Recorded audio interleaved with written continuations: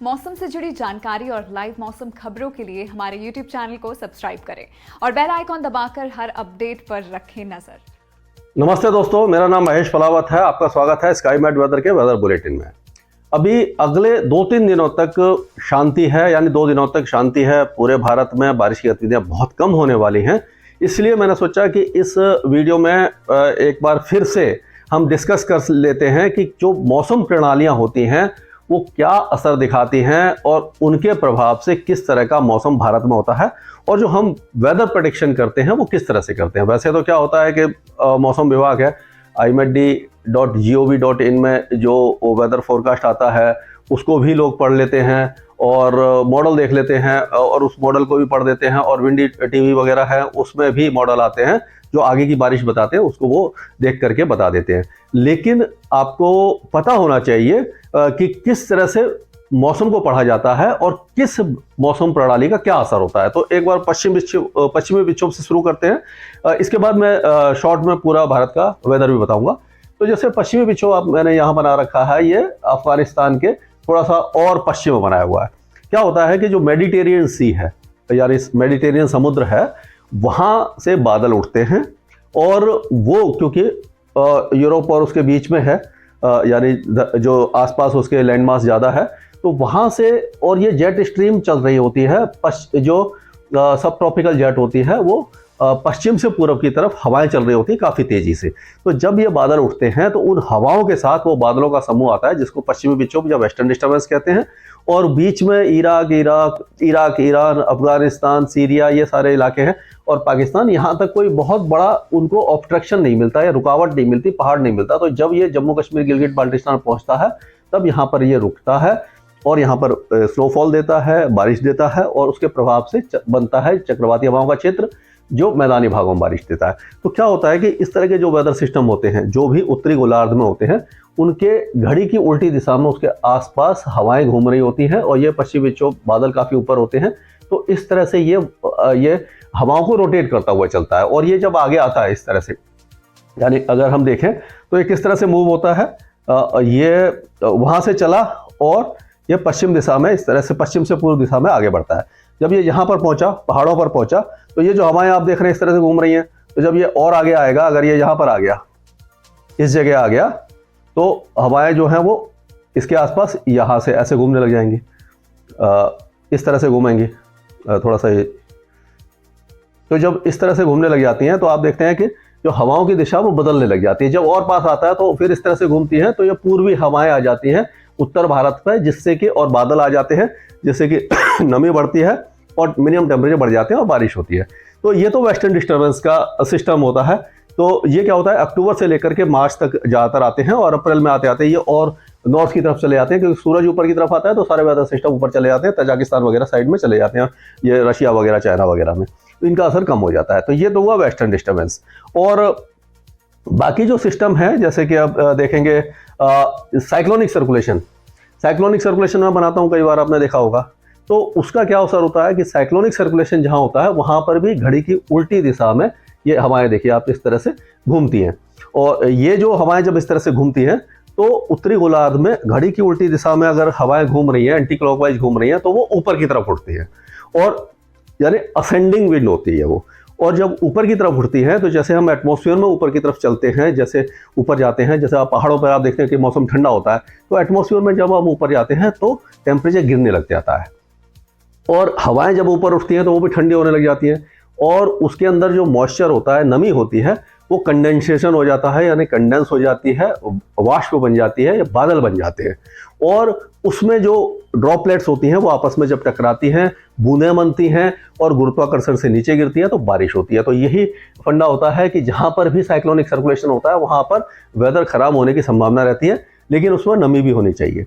और ट्रफ रेखा जो होती है, जो बोलते हैं निम्न दबाव की रेखा, मैं बताता हूँ कभी कभी कि ट्रफ यहाँ से यहाँ तक जा रही है, तो ये तो देखिए क्लोज हो गया पूरा, उसको साइक्लोनिक सर्कुलेशन कहते हैं। जो एक्सटेंशन होता है, यानी कि वो जो एलोंगेटेड होता है, जो उसकी एक्सटेंशन होता है, जैसे इस तरह से आया, यहाँ से हवा घूम रही है, ये भी उल्टी दिशा में घूम रही है, तो ये जहाँ तक एक्सटेंशन होता है तो साइक्लोनिक सर्कुलेशन से वहाँ तक ये लाइन खींची जाती है, जहाँ से हवा का डायरेक्शन चेंज हो रहा होता है। यहाँ से देखिए पश्चिमी है, यहाँ से पूर्वी हो गई, पश्चिमी है फिर पूर्वी हो गई, तो ये इसको ट्रफ कहते हैं। तो इसके आसपास भी वेदर खराब होता है क्योंकि यहाँ पर भी हवाएं ऊपर उठ रही होती है, तो ट्रफ रेखा जहाँ से गुजर रहे होते हैं वहाँ पर भी हम बोलते हैं कि बारिश होने की संभावना है। तो इसीलिए बताया जाता है कि बारिश की संभावना क्यों है। और ये जो ट्रफ है वो इसी तरह सा ये ट्रफ बनती है। और जब मानसून ट्रफ बन जाती है, जैसे हम देखते हैं, तो जब यहाँ से पंजाब से लेकर के या कलकत्ता तक बनती है, तो जो मानसून ट्रफ जहाँ होती है तो उसके हिसाब से भी हवाएं इस तरह से घूमेंगी। तो ट्रफ के दक्षिण में जो हवाएं होंगी वो पश्चिमी होंगी, और जो ट्रफ के उत्तर में होंगी वो पूर्वी होंगी। तो ये तो ट्रफ है। और लो प्रेशर, ये साइक्लोनिक सर्कुलेशन आपको पता लगा। अब लो प्रेशर जो बनता है, वैसे वो जमीन पर भी बनता है, अगर वो समुद्र में बनता है तो समुद्र में अगर वो बनता है तो उसको हम देखेंगे कि किस तरह से है। तो ये देखिए, जैसे ये लो प्रेशर एरिया मैंने बनाया, तो इसमें भी हवाएं घड़ी की उल्टी दिशा में घूमती हैं और काफ़ी ज़्यादा क्लोज वो बन जाता है, यानी सर्कल बन जाते हैं। तो वो लो प्रेशर एरिया होता है, वहाँ पर भी हवाएं ऊपर उठती हैं। समुद्र में उसको नमी मिलती रहती है लगातार, तो वो बादल बना देती हैं और तेज़ बारिश होती है। और वो जब और ज़्यादा सशक्त हो जाता है, लो प्रेशर एरिया और ज़्यादा कम हो जाता है और हवाएं और ज़्यादा उग्र हो जाती हैं, स्पीड बढ़ जाती है, तो वो well mark low pressure area बन जाता है, डिप्रेशन बनता है, डीप डिप्रेशन बनता है, फिर साइक्लोन बन जाता है। अगर कंडीशन फेवरेबल होती है, यानी कि जो समुद्री सतह के तापमान अगर गर्म होते हैं, 29 डिग्री या उससे ज़्यादा होते हैं, तो वो लगातार बादल बनाते रहते हैं, मॉइस्चर उसको मिलता रहता है, हवाएं और ज़्यादा तेज हो जाती हैं। तो स्पीड के हिसाब से, यानी विंड स्पीड जितनी ज़्यादा है और लो प्रेशर एरिया जितना ज़्यादा प्रेशर कम होता है, उस हिसाब से उसके कैटेगरी बन जाती है कि लो प्रेशर है या वेल मार्क्ड है, डिप्रेशन है, डीप डिप्रेशन है या साइक्लोन है। तो इस तरह से उसको बताया जाता है। और ये किस तरह से मूव करेगा, ये क्या होता है कि जो 200-300 मिलीबार की हाइट पर जो हवाएं चल रही होती हैं, यानी कोई ट्रफ बन रही है या रिज बन रही है, तो उसके हिसाब से ये आगे बढ़ता है। तो उसके हिसाब से हम अंदाजा लगाते हैं कि ये किस डायरेक्शन में जाएगा, किधर से घूमेगा और कहाँ पर जाकर स्ट्राइक करेगा। और एक और है एंटी साइक्लोन, जो आमतौर पर काफ़ी कम बनाता हूँ मैं। एंटी साइक्लोन जैसे ये बनाया मैंने, ये सारे एग्जाम्पल है।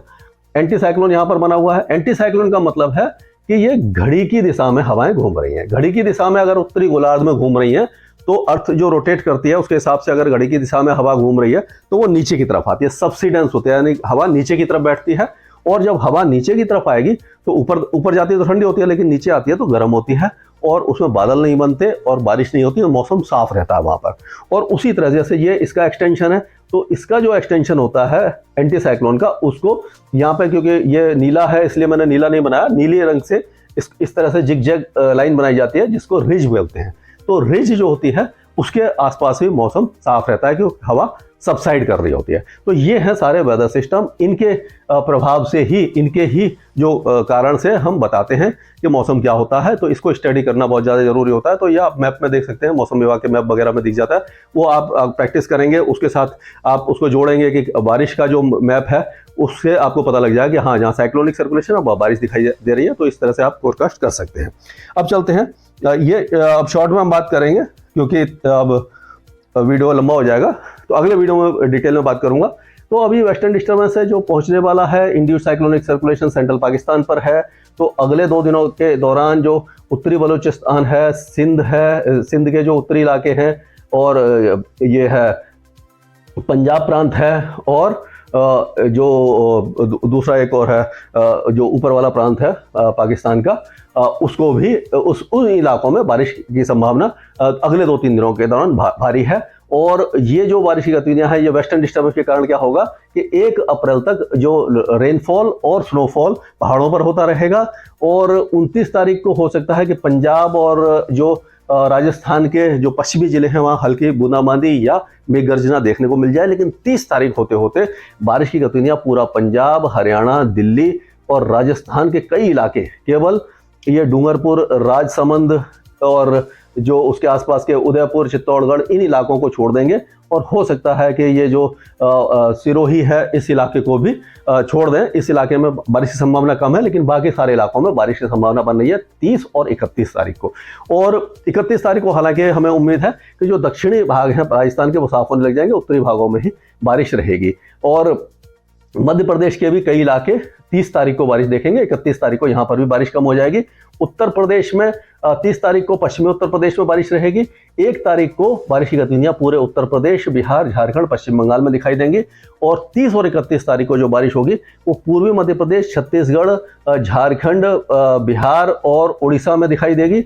और पूर्वी जो विदर्भ है यहाँ पर भी दिखाई देगी। 1 तारीख होते होते सारा वेदर सिस्टम ऊपर की तरफ आ जाएगा, यानी कि यहाँ से यहाँ तक ये जो अगर हम लाइन खींचें तो ये जितना भी रेन है वो इस तरह से इसी इलाके को कवर करेगी, यहाँ इस सारे इलाके को, इसके ऊपर वाले को कवर करेगी। यानी कि 30 तारीख को बारिश की संभावना ज्यादा है, 31 को कम हो जाएगी और 1 तारीख को केवल जो गंगा के मैदानी क्षेत्र है यहाँ पर रह जाएगी। पूर्वोत्तर राज्यों में बारिश की गतिविधियां जारी रहेंगी और ये जो ट्रफ आप देख रहे हैं, साइक्लोनिक सर्कुलेशन देख रहे हैं, इसके प्रभाव से उड़ीसा, छत्तीसगढ़, कोस्टल आंध्र प्रदेश, तेलंगाना के कुछ इलाके और रायलसीमा और जो अंदरूनी तमिलनाडु है, इस इलाके में बारिश की गतिविधियां हल्की से मध्यम होती रहेंगी अगले 3-4 दिनों तक।